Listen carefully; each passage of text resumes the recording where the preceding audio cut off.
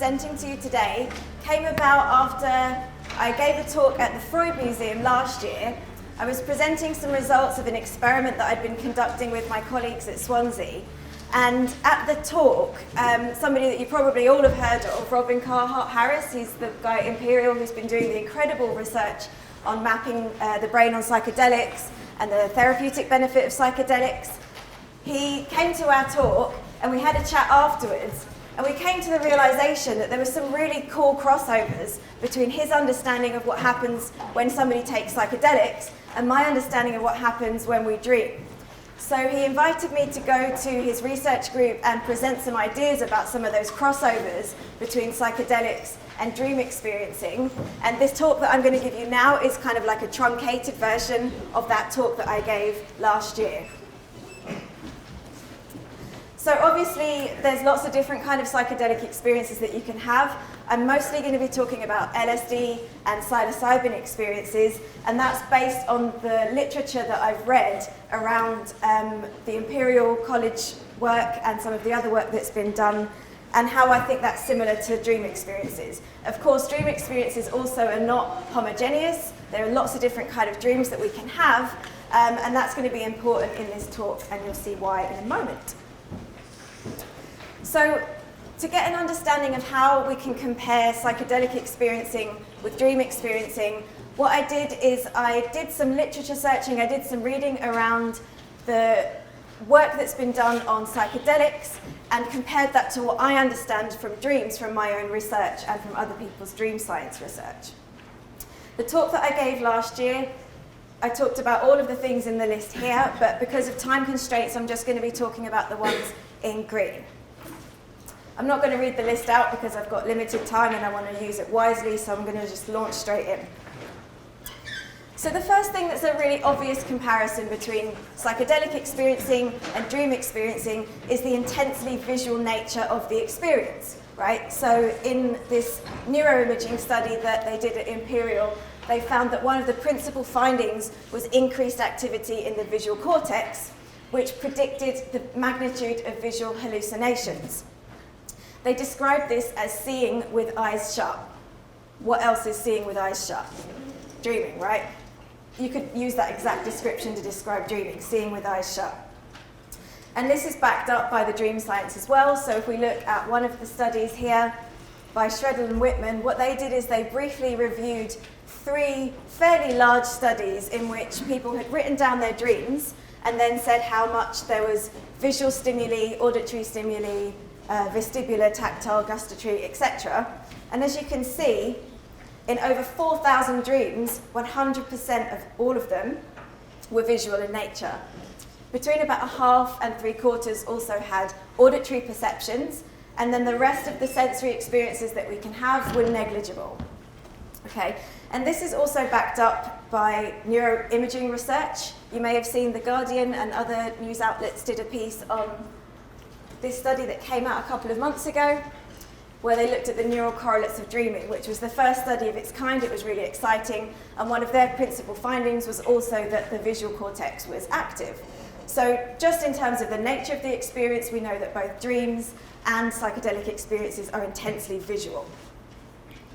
But they're not just visual, they're also something that happens in our bodies. They're sort of felt, they're embodied, they're lived.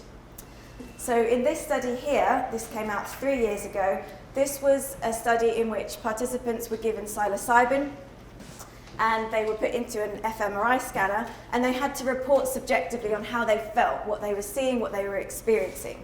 One of the things that many of the participants talked about was that they described physical sensations in their body, so tingling, warmth, moving, rushing, dissolving and melting into their surroundings. So it's not just that they're seeing things, it's also that they're embodying and they're living and they're experiencing things physiologically. And this is a really important distinction that we need to make in dreams as well, because there's a common misconception that dreams are something that we see, when the reality is that dreams are something that we live. When we're having a dream, we are living the dream. We're not just seeing it, we're in a dream reality. And if we take the example of a flying dream, has anyone here had a flying dream? Loads of people, right? Is it a good dream? Yeah, it's a wonderful dream. Why? Is it a wonderful dream because you're watching someone fly? No. It's a wonderful dream because you feel the sensation of flying in your own body. So we know that dreams are lived, embodied experiences in a similar way to psychedelic experiences have physiological effects on our body. There's also some lucid dream research that's been done that shows how the dreams connect with our body. So is everyone familiar with the term lucid dreaming? So it's when you're aware that you're dreaming in a dream, just in case anyone's not clear. I'm sure you all knew that anyway. What some studies have done with lucid dreaming is they've got the lucid dreamers to perform activities when they're in their dream, and then they've seen how that affects their body, right? So some people were asked to do squats, and they found that their heart rate got elevated, right? So as if they were doing actual exercise in their body. Some people they asked to do movements with, say, their arms, like do a movement like that, and their muscles would twitch in that arm. They can't actually perform the movement because you're paralyzed during REM sleep, but the muscles would twitch in the right place, as if their body felt like it was performing that movement. And if people have sex in a lucid dream, you have the appropriate physiological response to that too. So there's very much a felt sense of the experience for both.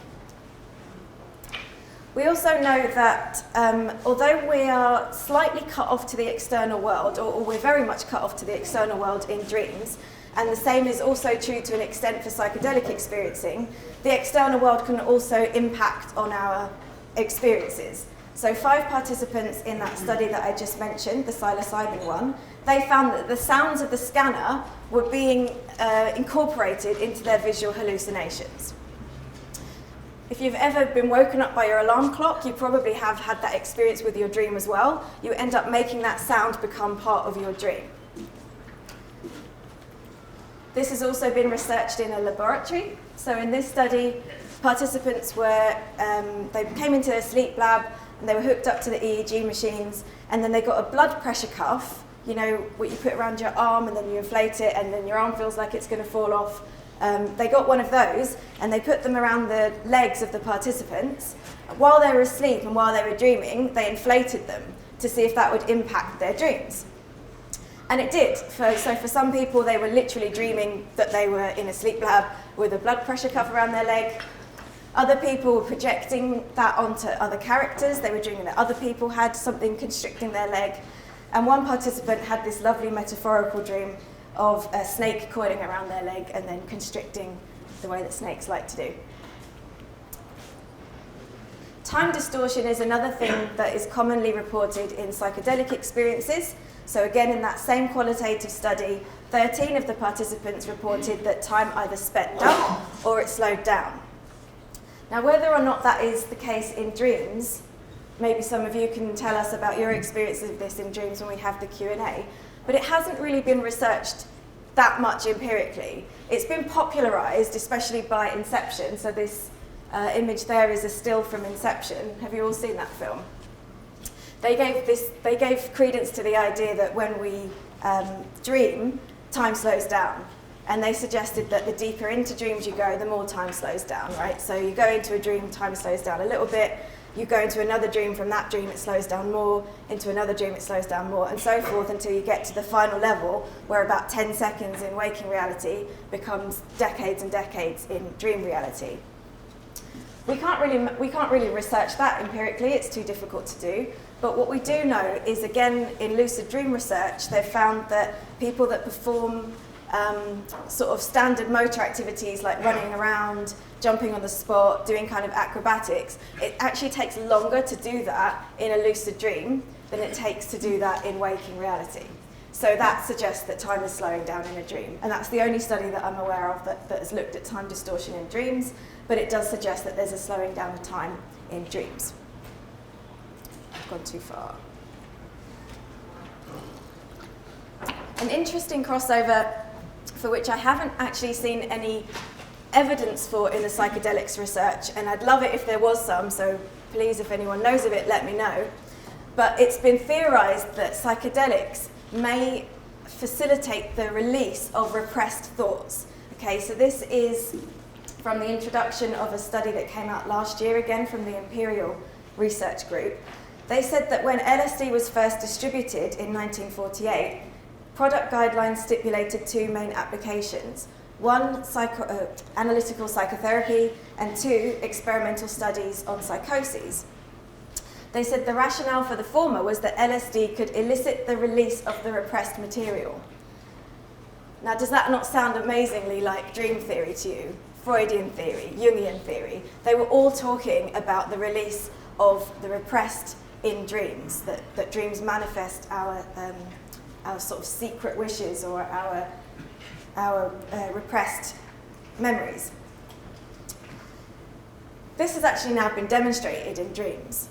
So 13 years ago, the study there, Begner et al., 2004, they provided the first evidence. So this has long been thought of in dream theory, as I said, Freudian and Jungian dream theory. They provided the first empirical evidence that this is actually happening. So what they did is they had some people suppress a thought, and they had some people actively concentrate on a thought, and they found that the people that were suppressing it were the ones that were dreaming of it the most, right? And they called that dream rebound. So you suppress something, and it comes back to haunt you in your dreams. You can't actually completely ignore it. It will bounce back, and it comes back in your dreams. I've done some work on this recently, and what I found is that this is particular to very emotional thoughts, and especially negatively emotional thoughts, which makes sense because those are the ones that we try and repress. We try and repress things that we don't want to think about, that are unpleasant to us. So if this is actually happening in psychedelics as well, if we can evidence this, then that for me would be a really, really interesting comparison.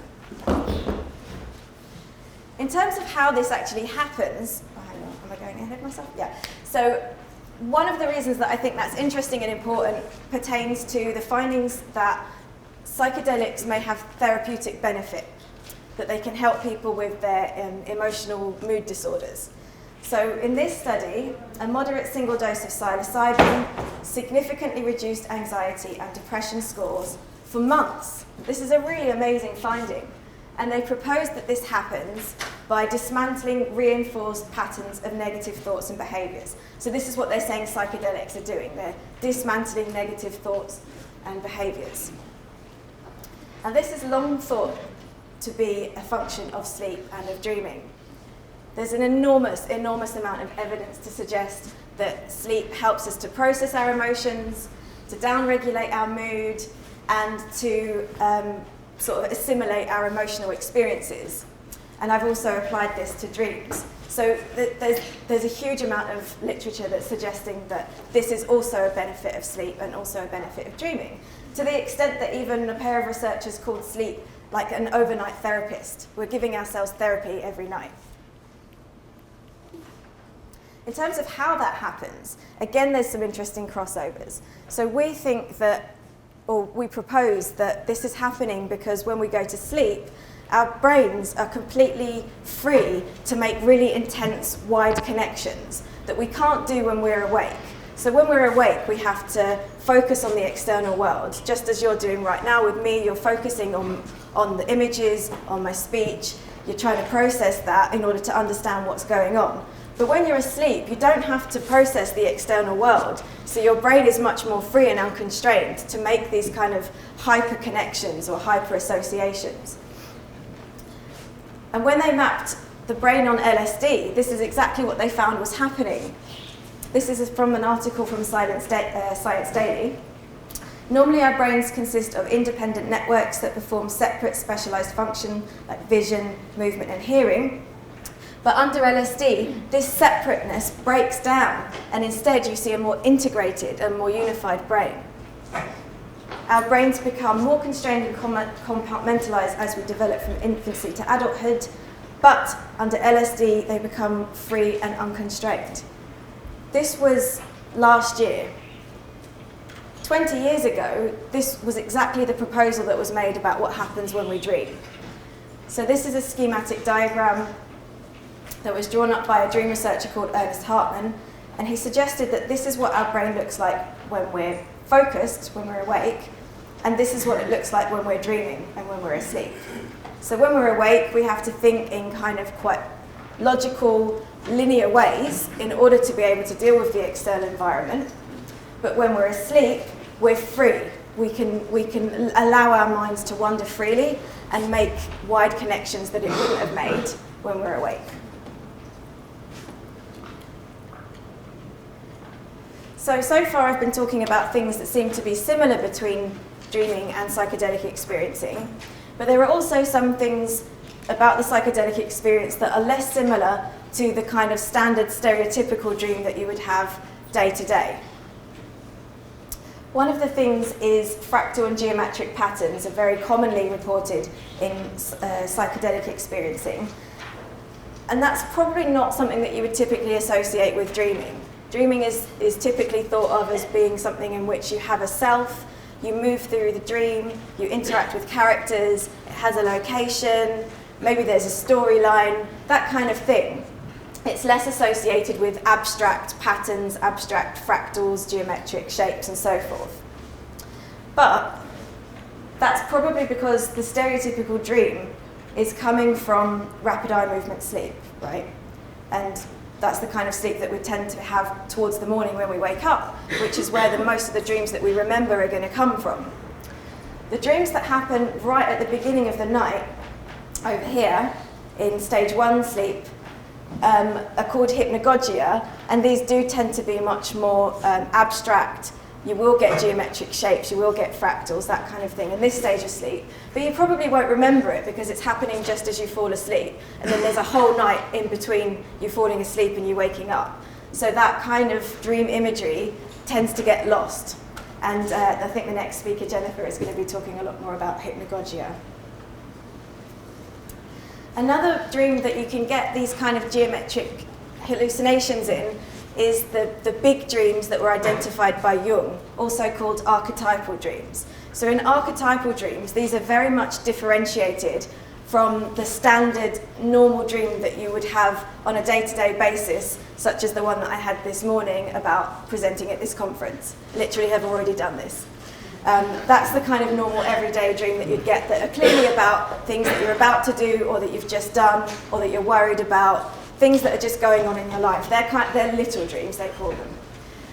Whereas big dreams, or archetypal dreams as Jung called them, they tend to be much more profound, they tend to be quite spiritual, they can have geometric hallucinations, they can have mythological characters, historical characters, they can be mystical, etc., etc.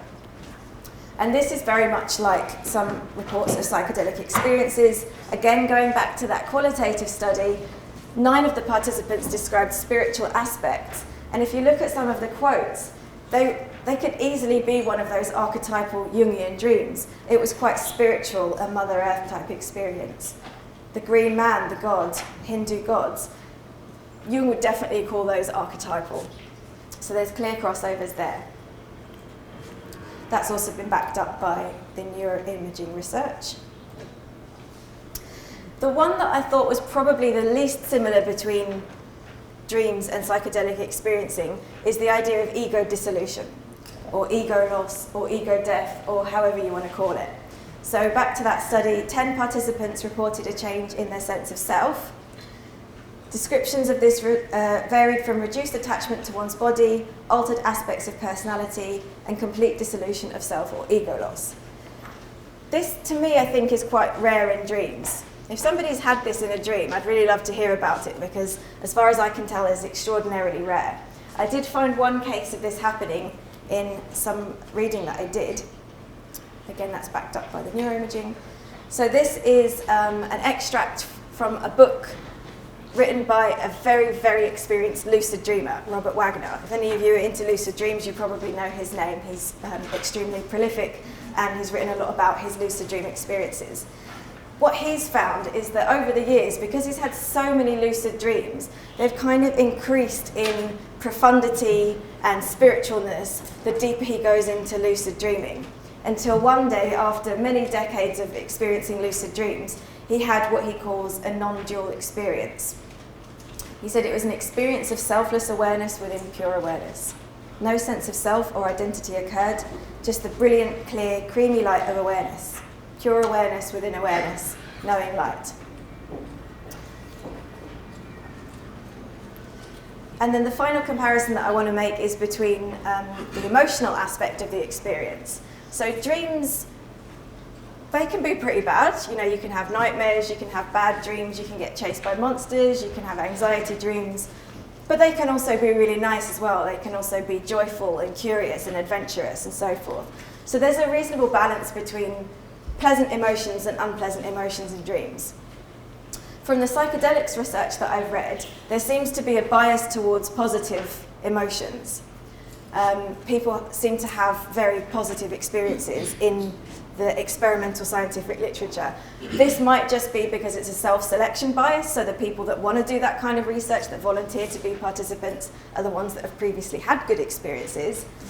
But again, that seems to be more similar to lucid dreams than typical dreams, because lucid dreams also tend to be quite joyful and awe-inspiring. You can also have a horrible lucid dream, but on the whole, they tend to be pretty nice. So a few conclusions on why I think this matters. Some aspects of the psychedelic experience are similar to those kind of everyday little dreams that we're having all the time. So they're visual, you feel them in your body, time feels like it's distorted, external stimuli can impact it, but only to a small extent. Suppressed thoughts seem to bounce back. We can process our emotions during these experiences, possibly because our brain goes into this hyper-associative state, which enables us to make wide connections. If I'd had more time, I would have talked about these three things as well, but they're also crossovers. On the other hand, aspects of the psychedelic experience that are only similar to specific kinds of dreams, so hypnagogia, big or archetypal dreams, and lucid dreams, they tend to be things like the geometric shapes, the spirituality aspect, the ego dissolution, and maybe the positive emotion bias. So it kind of seems to me like the most interesting and the most awe-inspiring and the most profound aspects of the psychedelic experience are mostly mirrored in these big archetypal dreams that happen rarely, but do tend to happen over the course of our lifetime at some point.